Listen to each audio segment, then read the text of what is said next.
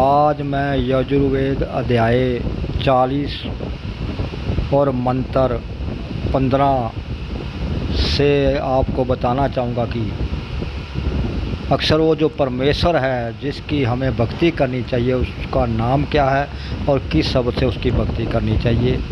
यह सब कुछ वेदों में दिया हुआ है। जो लोग वेदों के आधार पर भक्ति करते हैं, समझकर ज्ञान प्राप्त करके, वो ही सफल होते हैं। ये काल्पनिक पूजावाद में पढ़ने वाले लोग अंधकार में होते हैं।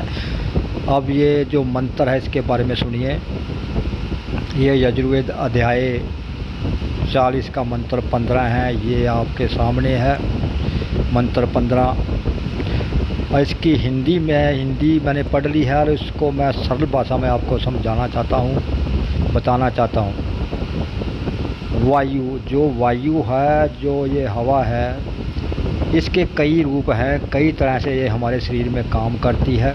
ये लिखा हुआ है वायु, प्राण, अपान, व्यान, समान, उद्यान, ये कई तरह से हमारे शरीर में काम करती है। और इसमें लिखा क्या हुआ है कि वायु तत्व और अमृत आत्मा यह एक दूसरे के आश्रित हैं। यानी कि जो आत्मा है और जो वायु है यह एक दूसरे के सहारे है, एक दूसरे पर निर्भर है।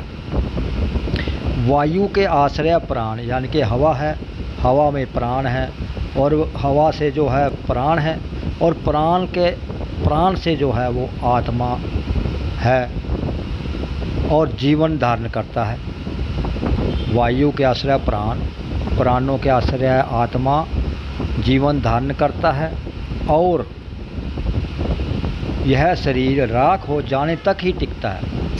इसमें लिखा हुआ है यह जो शरीर है यह तो सिर्फ जलने तक ही टिकता है, उसके बाद इसका कोई अस्तित्व कुछ नहीं मिलता।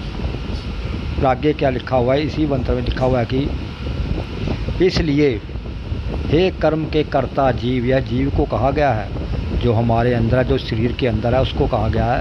हे कर्म के कर्ता जीव और प्रज्ञानवान पुरुष, तू ओम समर, ब्रैकेट में लिखा हुआ है ओम समर, ये संस्कृत का है। आगे लिखा हुआ है ओंकार का स्मरण कर, साफ लिखा हुआ है। फिर पढ़िए कर्म के कर्ता जीव और प्रज्ञावान पुरुष जीव, तू ओम समर, ओंकार का स्मरण कर।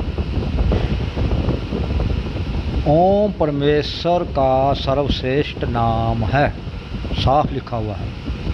ओम परमेश्वर का सर्वश्रेष्ठ नाम है और अपने वशक सामर्थ्य और प्रयत्न से साध्य हुए लोक की प्राप्ति के लिए अपने अभीष्ट का स्मरण कर। स्मरण का मतलब होता है याद रख। अपने अभीष्ट का स्मरण कर और अपने किए हुए अच्छे बुरे कर्मों का स्मरण कर, यानी कि अच्छे बुरे कर्मों का भी ध्यान कर, उन्हें भी याद रख। अब इसमें क्या कहा गया है, स्पष्ट भाषा में अगर कहा जाए तो इसमें यह कहा गया है कि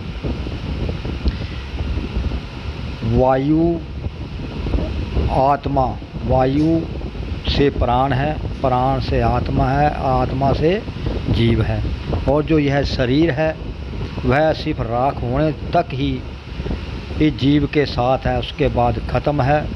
हे जीव, तू ओम का स्मरण कर, उस परमेश्वर का नाम जप जिसका नाम ओंकार है और अपने अच्छे बुरे कर्मों को भी याद रख। नमस्कार।